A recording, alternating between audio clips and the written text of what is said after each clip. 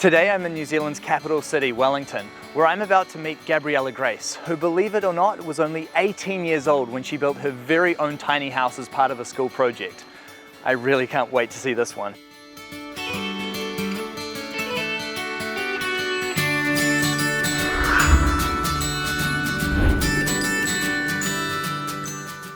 Hey Gabriella, how are you? Welcome. Hey. Thank you. And lovely see to you. see you and your tiny house. Cheers. Okay, so first of all, I have to ask you, how did you score this location? Because it is amazing here. Good question. I don't know how I landed up here. So, there's an 8-month residential course being run next door, and I was, been connected to one of the coordinators and said, hey, look, I'm looking for somewhere to put my tiny home, ideally near the city. Any ideas? And she said, hey, come around and we've got a spot if you want to pack up here. And so I've been here for the last maybe 5 months. Yeah, because right here, I mean, it seems like we're in this really far away idyllic spot, but the centre of the city is right over there, isn't it? Like 12 minutes drive. Yeah. And yet you're right here next to the water. Supposing you were in a regular house, what do you reckon it would cost to have this kind of $1 million location? view, I reckon. That's absolutely unbelievable.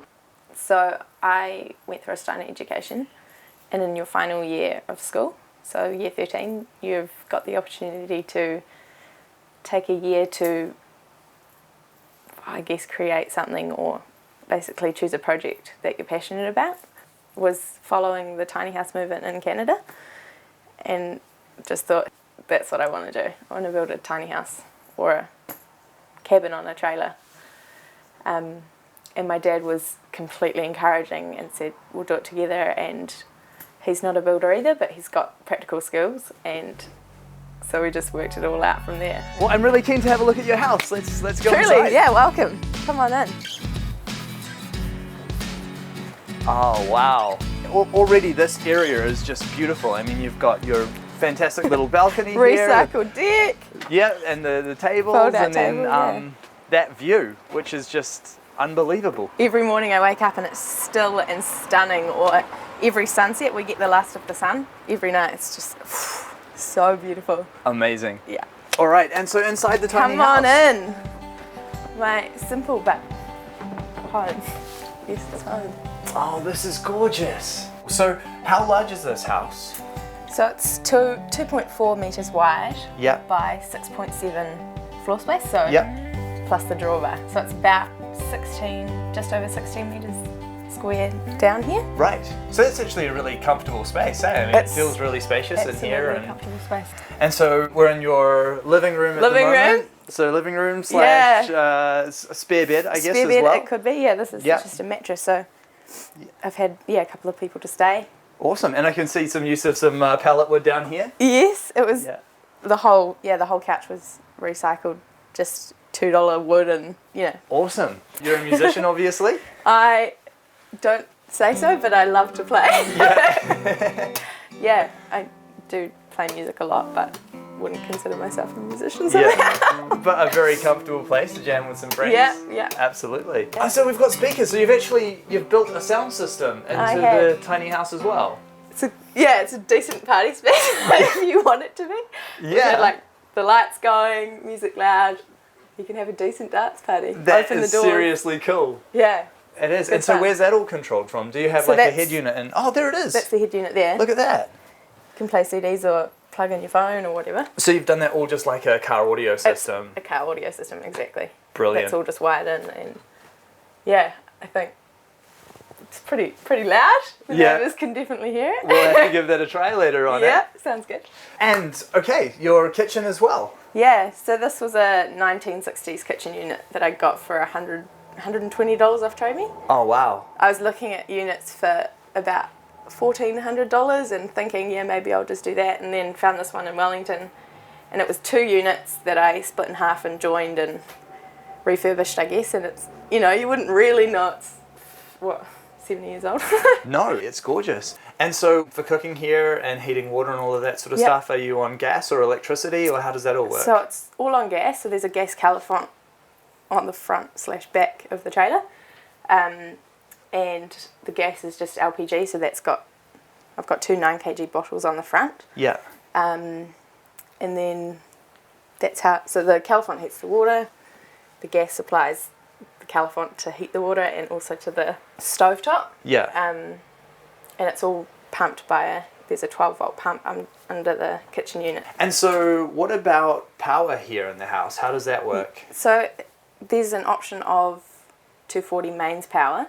Yeah. I've actually got it plugged in at the moment to charge the deep cycle battery, but there's also a 140 watt solar panel. Right. So that's absolutely sufficient for LED lights and the stereo and the water pump.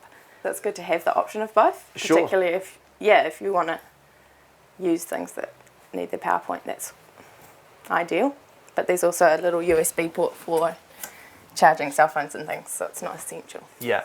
I think that's one of the big things with solar systems is that if you downsize your usage, if you're not actually using that much stuff, if all you're doing is charging sort of maybe a laptop and some LED lights and then running just really basic appliances, you really actually can get away with a very small system, eh? Exactly. Absolutely. Which makes your power bill literally free. Yeah, exactly. Yeah, it's such a cheap living solution, I found. Now, there's a lot of girls out there who I think would be worried about living in a tiny house and not having enough shoe storage. You've got that covered. Sort of my wheel arch coverage. It looks like this was kind of a priority in your house as well. Built-in, shoe storage. No, truly, that's everything I own is in my house. Yeah. Apart from a couple of blankets that I might have chucked in the car before you got here. But yeah, that's it. I don't need more shoes than that, and find that actually you wouldn't see it, but I've got so many clothes, and there's no compromise in terms of space or storage or shoe racks. And so all of this is all clothes storage over here as well, all of these baskets, or is this just all sort of miscellaneous storage? Miscellaneous, some clothes, sheets and towels, stationery, makeup, all of that kind of stuff. It's sort of just a bit of everything. And I love how simple that is as a storage solution. Isn't it? It's not even I've had them at that over here at one point, and you can just move them. Cheap, easy, you can rearrange it. Yeah, you bring it in, see if it's going to work for you. It's easy to swap out if you decide you need more storage, or if you don't need it and just want to take it out and get more space instead. Yeah. And it looks great. It looks tidy, Yeah. Originally I'd always planned to have a thin shelving unit across that whole wall. Yeah. For hanging clothes and more storage and food storage. And as soon as I moved in here, that worry just left. I had more than I needed and thought I don't need a whole extra, 200ml taken out of the width. Yeah. Just for a space that I don't need. So yeah, absolutely. I've kept it really simple in that sense, and it's almost superfluous. I've got way more than I need. So in the kitchen unit here, you've got all of your food storage as well. Yeah. Is there a fridge here? Because I don't see I one. haven't got a fridge. No refrigerator. Which I think is something that I would add next time, or could add still. Yeah. But I just buy fresh food every day, which is also another thing that I actually really enjoy, is eating fresh food and not... Sure. Yeah. And I guess that's one of the really good things about your location as well, because you're so close to town and so close to everything. It's no big deal. It's not like you've got a half-hour drive to get to a supermarket, right? Yeah, so I guess in the future I might want to accommodate for that, but at this point I work in the city and can get things from on my way home every day. The other thing that I notice in here, all of your joinery is really beautiful. Was this all second hand, or where did it come from? I have to say everything apart from my lights and wiring and screws and door handles was all bought off Trade Me. Right. So it's very much recycled. The ply lining was new but still off Trade Me. Yeah. Likewise with the doors, I got them in Eastbourne. So very short drive from here for $700, and wow. Yeah, sanded them up. And the same with the window, that came from Auckland. These two were 2 for $40, I think. They caused me more trouble than they were worth, but oh really? Truly, really recycled joinery. Yeah, but I mean, it all looks so good, and I mean, I think you've done a really good job of matching the sizes, because one of the difficult things when you're buying secondhand joinery is it can really often look really mismatched. Whereas I think in this house, it all looks like it actually belongs as one set, and the sizes match really well. And that was a fluke, I guess. Yeah. It and looks also great in the just space. the different woods and things like that can be a hard thing to determine when you're buying them from all different places and hope that they all arrive and look okay together. But Absolutely. So all of the lighting in here, this is all LED lighting? yeah, so they're all just run off 12 volt LEDs. Pretty affordable. Yeah, absolutely. Pretty bright. And they've all got separate switches, so you can turn one off when you're in bed, and there's still a cord hanging out for a smoke detector. I have to say there are details that aren't finished. Yeah. It was a school project, so it came to the deadline, and I worked until 11 or 12 at night to try to finish what was obvious, and then moved in at that point, and it's so hard to go back. You go back to the construction when you're already living in a space. In it, and it's comfortable, and it doesn't really bother you, but it kind of bothers you when you have people around. Yeah, and you don't want to vacuum up a new ton of sawdust. Yeah, exactly. So, totally makes sense. So there are, several details that still catch my eye, and I go, oh, I wish I'd just done them. And so through that door is the bathroom? It is. Head on through. All right, let's take a look.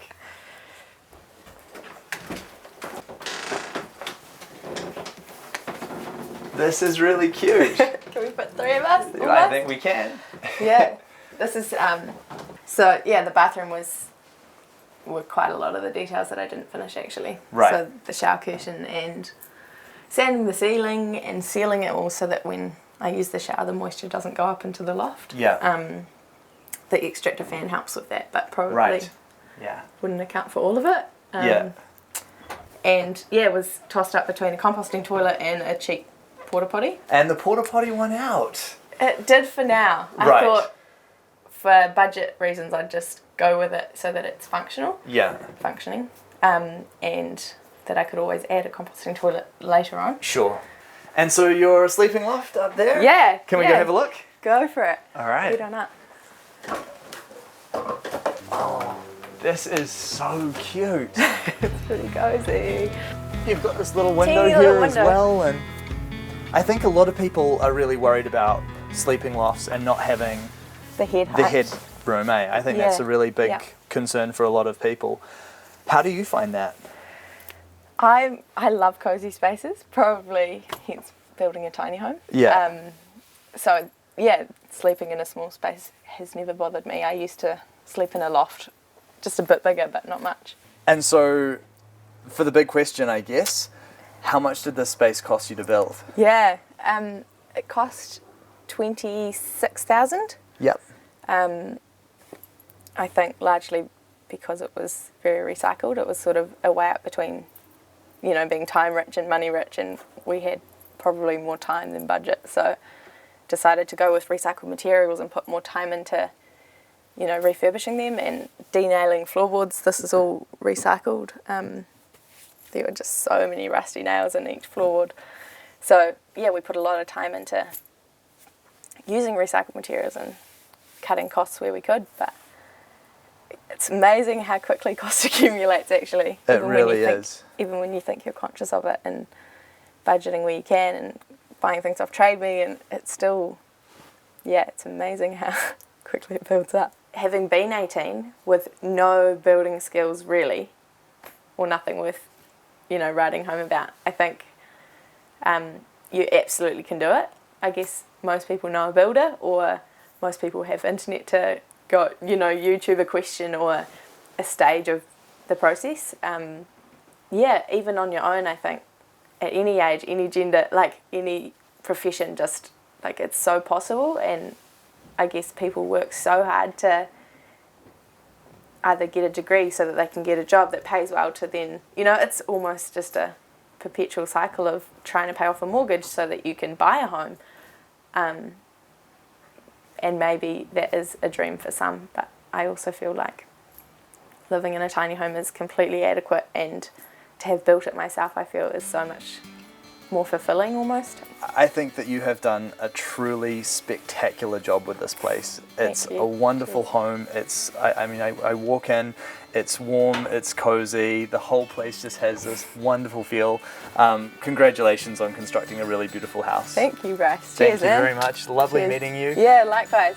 And now I think I'm going to lay down and have a sleep. Go for it. This really is such a cute and special little tiny house to have visited. The fact that Gabriella was only 18 years old when she built this home completely blows my mind. She's now 20 years old and owns her own home, virtually debt-free. That is an incredible feat and something that I think we can all really aspire to. To be honest, I can't see why we're not all doing this.